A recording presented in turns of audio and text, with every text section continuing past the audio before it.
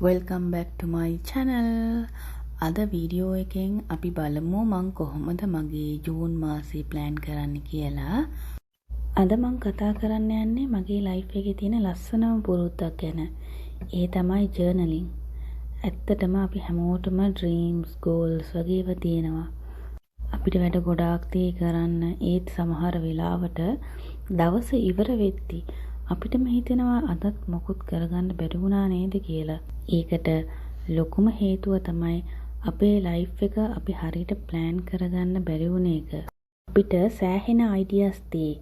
ඉතින් ඒ හැම අයිඩියාස් එකක්ම අපිට මතක තියාගන්න එක අමාරුයි. ඒක නිසා තමයි අපි ජර්නලින් කියලා කියන්නේ. අපේ thoughts, අපේ goals, අපේ ideas වලට උදව් කරන දෙයක් තමයි මේ ජර්නලින් කියන්නේ. ජර්නලින් වර්ග ගොඩාක් තියෙයි. එහෙම බැලුවා නම් දැන් bullet journaling, gratitude journaling, dream journal ඒ වගේ එක එක journals තියෙනවා. අද මම පෙන්නන්නේ මගේ bullet journal එක. දැන් journal එකක් කියද්දී ලස්සන printed planner එකක් ගන්න ඕනෙම නැහැ. සාමාන්‍ය notebook එකක් තිබ්බනම් ඇති. මම නම් හිතන්නේ Tamanම journal එකක් හදාගන්න එක තමයි හොඳම දේ. මොකද printed books වල තියෙන්නේ එයාලගේ format එකනේ. ඒත් අපි හදන ජර්නල් එකේ අපිට ඕන දේවල් විතරක් දාගන්න පුළුවන්. දැන් උදාහරණයක් විදිහට ගත්තනම් healthy habit page එකක් අපිට හදාගන්න පුළුවන්. අද වතුර බිව්වද, workout කළාද, විටමින් ගත්තද, හොඳට නිදාගත්තද කියලා ටික් කරගෙන යන්න පුළුවන්. ඒ ටික දවසින් දවස කරගෙන යද්දී අපිට මේක motivation එකක් වෙනවා.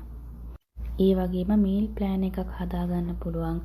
සතියට කන්න ඕන දේවල් කලින්ම ලියාගත්තම healthy eating maintenance එකක් කරගන්න පුළුවන්.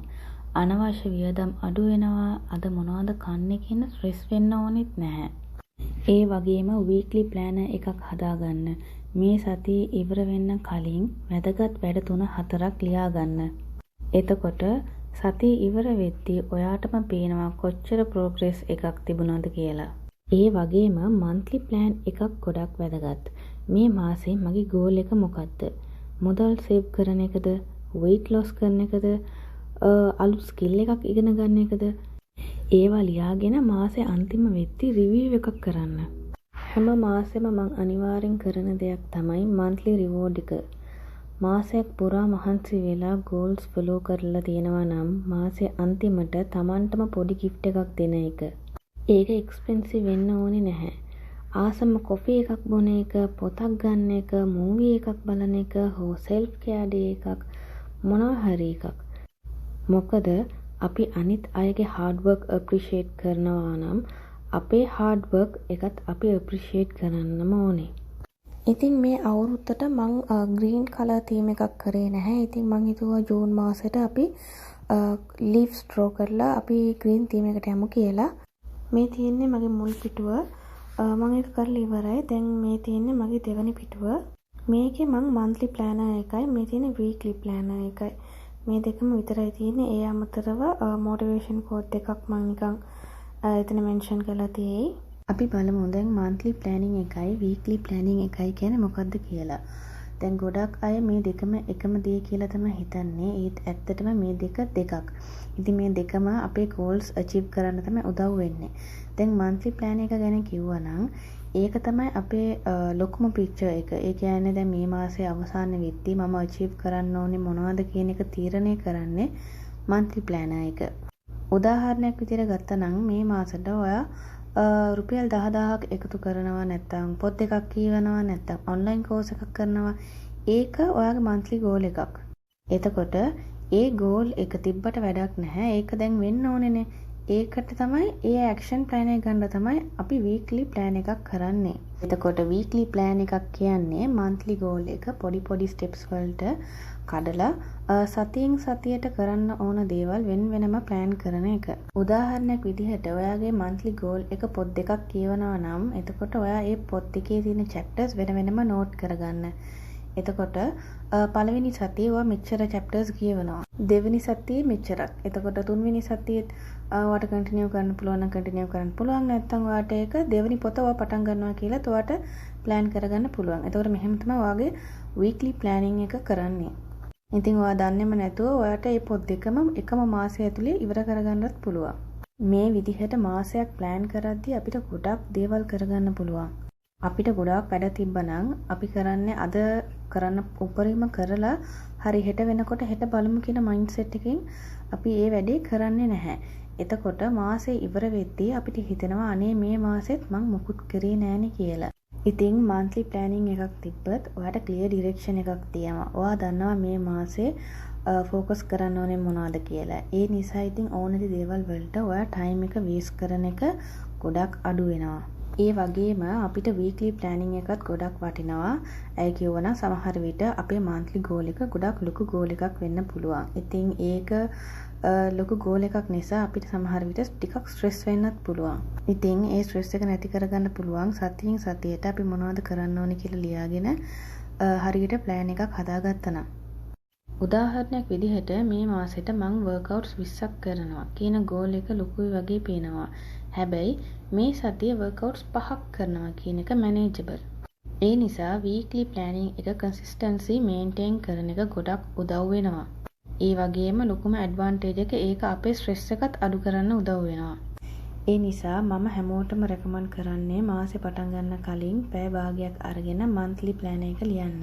ඊට පස්සේ හැම සෙනසුරාදා නැත්නම් ඉරිදා විනාඩි 15ක් වගේ අරගෙන වීක් එකක් ප්ලෑන් කරගන්න. මේ පුරුද්දෙන් ඔයාගේ ජීවිතේ එකපාරටම වෙනසක් වෙන්නේ නැහැ.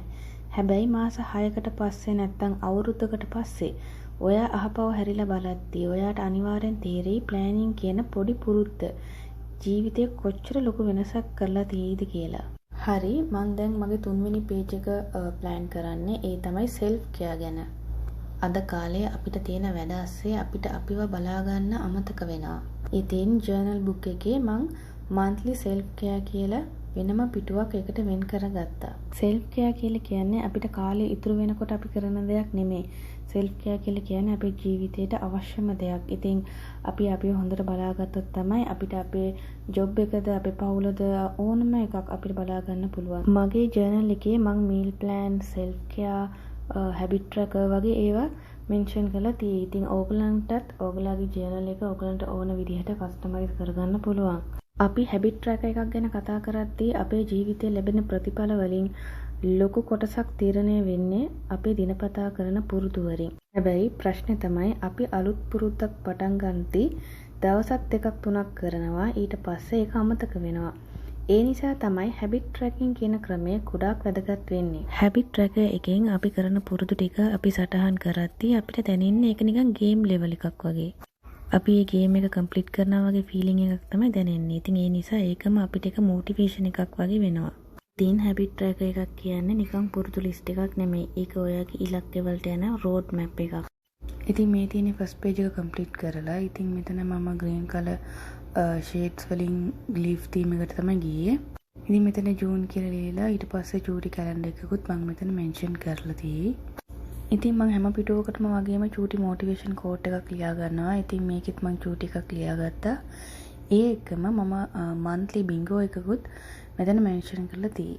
monthly bingo එකක් කියලා කියන්නේ ඉතින් මම ටිකක් මෝඩ් අවුට් වුණාම වගේ මම කරන්න ඕනේ දේවල් නැත්තම් මම කරන්න ආස දේවල් මම ඒක ලියලා තියෙන්නේ. ඒ කියන්නේ සෝලෝ ඩේට් එකක් නැත්තම් පික්නික් එකක්. ඒ වගේ මම එකේව තමයි එතන ලියන්න යන්නේ. ඊට පස්සේ focus of the month කියලා මම වෙනම කොටසක් එතන වෙන් කරලා තියෙයි. ඒ කොටසේ මම මොනවද ફોකස් කරන්න ඕනේ මේ මාසෙට කියන එක මම එතන ලියා ගන්නවා. ඊට පස්සේ goal section එකක් තියෙයි. ඉතින් මම මාසෙට maximum goals දෙකක් නැත්නම් තුනක් එතන මෙන්ෂන් කරනවා. ඊට පස්සේ ඒ අනුව තමයි මගේ weekly plan එකත් මම මෙන්ෂන් කරන්නේ. ඊට පස්සේ next month කියලා කොටසක් තියෙනවා. ඉතින් ඒකේ මම ලබන මාසෙට මොන හරි කරන්න ඕනේ ඒවා ඔක්කොම එතන මෙන්ෂන් කරගන්නවා. ඉතින් ඊට පස්සේ අපි දෙවෙනි පිටුවේ තියෙන්නේ monthly planner එකයි weekly planner එකයි. ඉතින් මේ දෙක ගැන මම කලින් වීඩියෝ එකේ මුලදී මම කිව්වා. ඉතින් මම මෙතන පොඩි quotes දෙකක් ලියාගෙන තියෙයි. ඉතින් monthly plan එක ගැන කිව්වනම් ක්ලීනින් වලටම කියලා මට වෙනම ට්‍රැකර් එකක් තිබ්බා. ඉතින් මම දැන් ඒක monthly එකේම ඇඩ් කරගෙන තියෙන්නේ. ඉතින් bathroom wash කරන එක, deep clean kitchen කරන එක, නැත්නම් fridge එක clean කරන එක, ඒ වගේ ඒවා සහ තව මාසෙට කරන්න ඕනේ ඒවා ඔක්කොම මම monthly plan එකේ ලියා ගන්නවා. ඒ වගේම තමයි weekly planner එකත්. ඊට පස්සේ දැන් තියෙන්නේ monthly self care එක. එතකොට monthly self care එක ගැන මම මුලින් කිව්වා. ඉතින් ඒකේ daily self care තියෙනවා, monthly wise කරන්න ඕන ඒවාත් තියෙනවා. මාසෙට එකපාරක් මම ගෙදරින්ම manicure කරනවා, ගෙදරින්ම pedicure කරනවා. ඒ වගේ facial කරන ඒවා කවද facial කරන්නේ, මොන facialද කරන්නේ.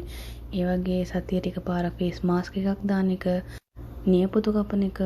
facial කියලා කිව්වේ මගේ channel එකේ තියෙනවා. මම oats facial, banana facial වගේ කරනවා. ඒවා තමයි මම mention කරලා තියෙන්නේ. ඔළුවට මසාජ් එකක් කරන එක, ඒ වගේ හැම එකක්ම මම මෙතන නෝට් කරගන්නවා. ඒ වගේම තමයි daily side එකෙත්. ඉතින් මම උදෙන්ම ice cube treatment එක කරනවා. ඉතින් මම ඒකත් ලියනවා එතන daily section එකේ. ඉතින් morning routine එකෙත් evening routine එකෙත් මම කරන ඒවත් මම daily මේක ලියා ගන්නවා. හරි, ඊට පස්සේ දැන් තියෙන්නේ habit tracker එක. ඉතින් ඒ ගැන මම මුලදී වීඩියෝ එකේ කිව්වා. ඉතින් ඔයාට තියෙන habits, ඒ කියන්නේ ඔයා කරන්නම ඕනේ කියලා, මාරු කරන්නම ඕනේ කියලා හිතන ඒවා ඔයාට මේක මෙන්ෂන් කරගන්න පුළුවන්. දැන් ඔයා වතුර බොන අඩු කෙනෙක් නම් ඔයාට පුළුවන් මේකේ 2 liters of water කියලා ලියන්න. ඉතින් එතකොට ඔයා ඒ වගේ මේක follow කරන්නත් ඕනේ. දැන් ඒ වගේ ඔයා phone එකට addicted නම් ඔයාට ඒක නවත්ත ගන්න ඕනේ. ඒත් අමාරුයි නම් ඉතින් ඒකට ඔයා මේ මාසේ reels බලන්න නැහැ කියලා ඒක habit tracker එකක් වෙන් කරගන්න. ඒ වගේ තව හැබිට්ස් ඔක්කොම ඔයාට මේකේ මෙන්ෂන් කරගන්න පුළුවන්. ඔයා පොත් කියවන ආසයිද නැත්නම් ඔයා එක්සර්සයිස් කරන්න ඕනේද? ඒ වගේ ඕනම හැබිට් එකක් ඔයාට ඉම්ප්‍රූව් කරගන්න ඕන එකක් ඔයාට මෙතන මෙන්ෂන් කරගන්න පුළුවන්. ඊට පස්සේ අපේ අනිත් පිටුව තමයි meal planner එක. ඉතින් මම කලින් weekly meal planner වීඩියෝ එකක් දාලා තියේ. ඉතින් ඒකත් බලන්නත් ideas ගන්න පුළුවන්. ඉතින් මම මේකේ weeks 4ම කලර්ස් 4ක් පාවිච්චි කරලා තියෙනවා. ඒකට මට ඒක ටුට්ටක් හොඳට පේනවානේ. ඉතින් මෙතන weekly, week 1, week 2, week 3, week 4. ඊට පස්සේ එහා පැත්තේ තියෙන්නේ days. ඒ වගේම මම lunch, breakfast, dinner, snack උත් ලියලා තියෙනවා. ඔයා මේක පුරවන්න කලින් ඔයා වෙනම කොලයක් අරගෙන ඔයාට දන්න breakfast recipes, lunch curries, dinner recipes, snacks ඒ හැම recipe එකක්ම ලියා ගන්න. ඉතින් ඒව බලලා ඔයා මේක පුරවද්දී ඔයාට එකම curry එක repeat වෙන්නේත් නැහැ. මේකෙන් ඔයාගේ budget එක අනුවත් ඔයාලා plan කරගන්න පුළුවන්. ඉතින් ඔයාගේ time එකත් save වෙනවා. වගේ ගොඩක් benefits තියෙයි. ඉතින් Pinterest වල ගොඩක් trackers තියෙනවා. ඕගොල්ලොත් ඒවා බලලා කරන්න. මාත් ඉස්සර ගොඩක් trackers කරා. ඒත් දැන් මම ගොඩක් අඩුවෙන් කරන්නේ. මම හිතනවා මගේ වීඩියෝ එක ඔයගලන්ට useful වුණා ඇති කියලා. ඉතින් thank you so much for watching my video.